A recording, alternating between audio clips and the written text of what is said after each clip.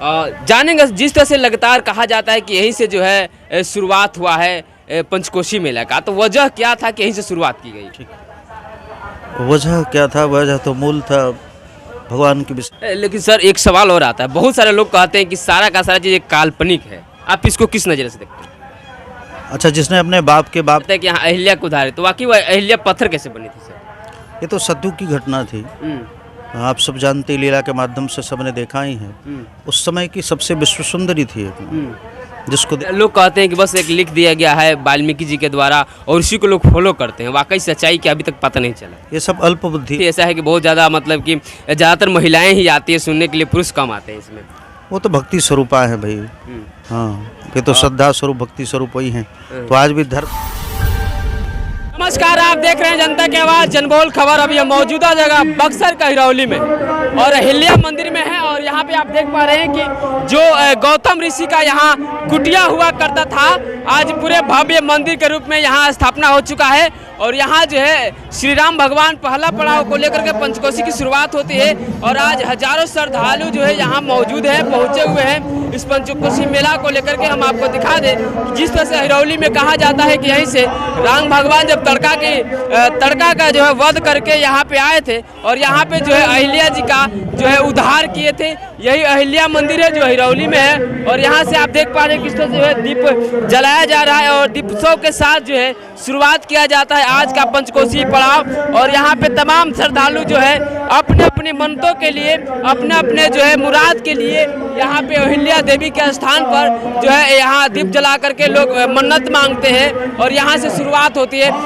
आइए हम जानते हैं गंगापुत्र से वाकई अहिल्या मंदिर के बारे में और अहिल्या के बारे में, गौतम ऋषि के बारे में, किस तरह से घटनाएं घटी थी, पंचकोशी क्या है और पंचकोशी मेला या पंचकोशी का 5 जगहों का मतलब क्या होता है। तो आप लगातार बन रहे हैं और हम आपको मिलवाते हैं गंगापुत्र से वाकई ये क्या कहते हैं इस पंचकोशी को लेकर के। तो आज से 5 दिन लगातार पंचकोशी मेला चलेगा।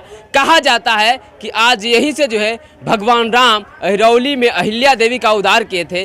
वाकई पूरी जानकारी के लिए आप हमारे साथ देख पा रहे हैं महात्मा जी हैं, जानेंगे लगातार। जी स्वागत है आपको जनबोल खबर में। जय शिव नारायण। जानेंगे जिस तरह से लगातार कहा जाता है कि यहीं से जो है शुरुआत हुआ है पंचकोशी मेला का, तो वजह क्या था कि यहीं से शुरुआत की गई? वजह क्या था? वजह तो मूल था भगवान की विशेष कृपा। क्योंकि यहाँ से स्वयं हमारे विश्वामित्र जी महाराज गए हैं, राम लक्ष्मण को मांग करके ले आए अयोध्या नरेश दशरथ जी महाराज से। तदुपरांत अपने आप में यहाँ जितने भी दुष्ट थे, दैत्य थे, मारिश्वाहु आदि सबका उद्धार किया है, अहिल्या का उद्धार किया। तदुपरांत विश्वामित्र का अद्भुत यज्ञ करवाया, ठीक ना। इस प्रकार ऐसी महिता है, त्रेतायुग से चलती आ रही है। ये पंचकोशी आता है जिसका पहला पड़ाव है। तो मैंने पहला पड़ाव हिरौली से ही क्यों? ऐसा नियम था कि भगवान हर जगह एक एक दिन का विश्राम करेंगे, क्योंकि ताड़का देखने से तो स्त्री थी, भगवान तो स्त्रियों का कभी बात मारते नहीं। तो इसलिए भगवान ने आकर के अहिल्या का उद्धार किया और नियम लिया कि नहीं इसका प्रायश्चित हम करेंगे। तो पंचकोशी यात्रा के अनुसार उन्होंने इसका प्रायश्चित किया। तो 5 जगह जितने ऋषि रहे हैं, सारे संतों के पास जो भी व्यवस्था थी उसके अनुसार संतों ने सेवा की। जैसे यहाँ पर पकवान बना करके खिलाया भगवान को, वही परंपरा आज भी चलती आ रही। फिर सत्तुमल्ली है नदाओं में, भगवर में दही चूड़ा है, उन्वा में खिचड़ी है, फिर बक्सर में बाटी चोखा। तो जिस संतों के पास जो भी व्यवस्था था उसके अनुसार भगवान की सेवा की। फिर भगवान राम का इंतजार कर रहे थे, लेकिन कहा जाता है कि यहाँ अहिल्या को उधारे, तो वाकई वो अहिल्या पत्थर कैसे बनी थी सर? ये तो सत्युग की घटना थी। आप सब जानते, लीला के माध्यम से सबने देखा ही है। उस समय की सबसे विश्व सुंदरी थी, जिसको देवता आदि गंधर्व सब चाहते थे कि हमारे साथ पाणी ग्रहण विवाह हो।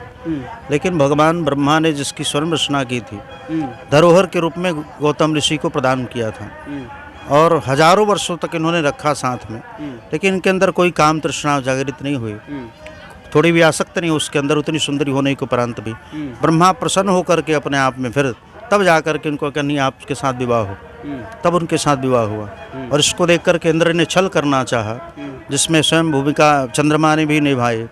मुर्गा बन करके अपने आप उन्होंने बोला, जैसी कथा आती है। और अर्धरात्रि में ही चलेगा स्नान करने, तब तक इंद्र छल रूप बदल करके आया, छद्म वेश धारण करके। और फिर गौतम ऋषि महाराज को गंगा मैया ने स्वयं कहा आपके साथ धोखा हो रहा, तब वहाँ पर आए हैं। इसके उपरांत देखा तो माता ये नहीं कि गौतम ऋषि की पत्नी अपने आप में अहिल्या कुछ आचरणहीन वगैरह थी, ऐसी कोई बात नहीं।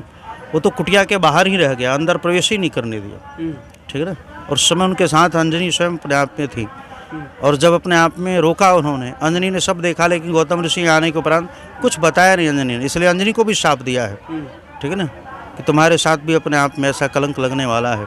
और उसी समय गौतम ऋषि बिना जाने पहचाने श्राप मतलब दे दिया, कोई इसके ऊपर जांच नहीं किए और डायरेक्ट मतलब कि श्राप दे दिए, श्राप दे दिए पत्थर बनना अहिल्या जी को। जी।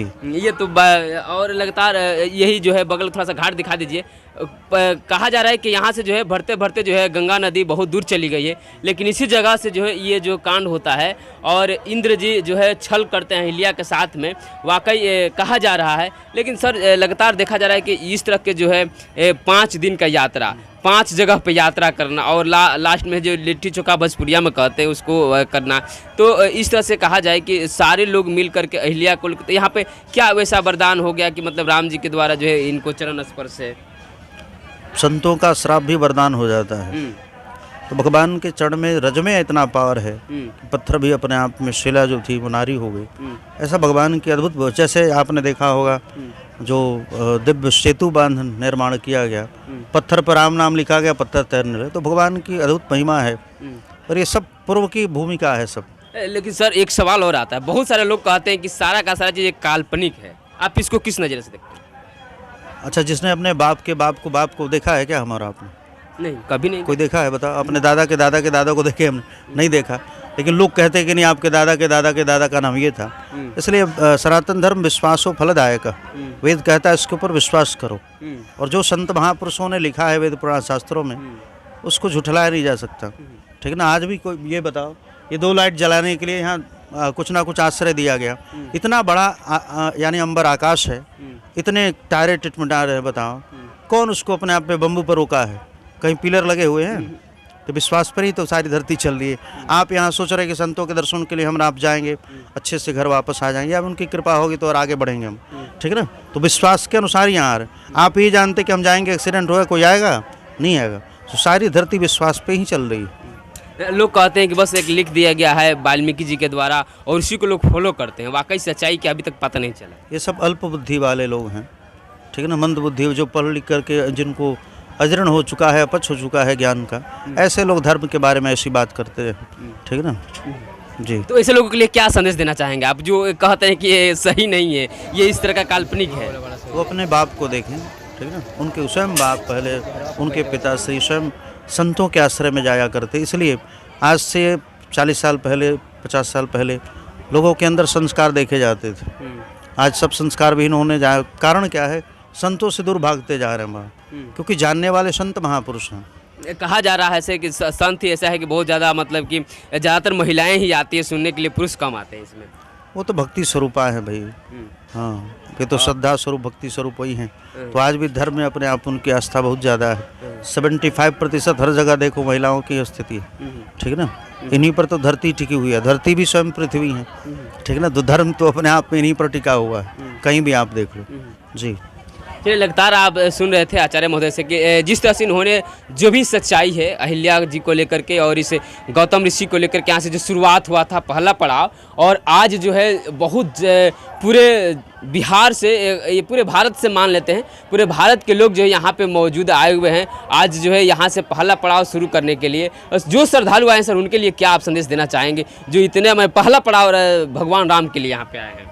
जी, ये अहिल्या का उद्धार स्थान, ऐसे भी हमारा बक्सर कोई साधारण नहीं है। जहाँ वामन अवतार वही बक्सर है धाम, जहाँ वराह करते संकल्प रहे, ऐसा धाम न दूसरा जगत में। क्योंकि वराह पुराण के अनुसार पूरे विश्व का विनाश हो जाएगा, लेकिन बक्सर का नहीं होगा।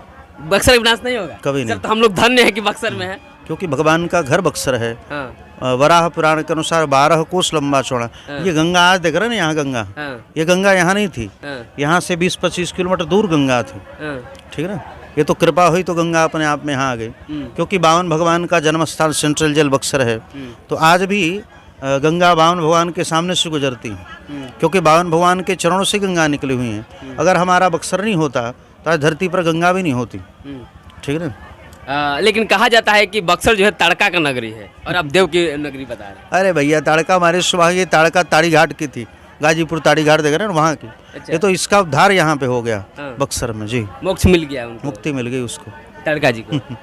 चलिए, लगातार आप देख रहे थे तमाम बातों को, बहुत अच्छा लगा मिल करके। हम चाहेंगे कि आज जो है पहला पड़ाव हिरौली में है और आप इस क्षेत्र में है तो एक बार हिरौली आएँ, अहिल्या मंदिर आएँ, क्योंकि यहाँ से जो है पहला पड़ाव श्री राम भगवान ने शुरुआत किया था अहिल्या का उद्धार करके। और लगातार 5 दिनों तक हम 5 जगहों पे जाएंगे और आपको दिखाएंगे कि किस तरह से जो है लगातार 5 जगह पर 5 दिन श्री राम भगवान ने अपने अपने अलग अलग व्यंजनों के साथ जो ऋषि मुनियों का स्वागत हुआ उसको लेकर के लगातार दिखाने का काम करेंगे। आप लगातार बने रहे और देखते रहे जनबोल खबर।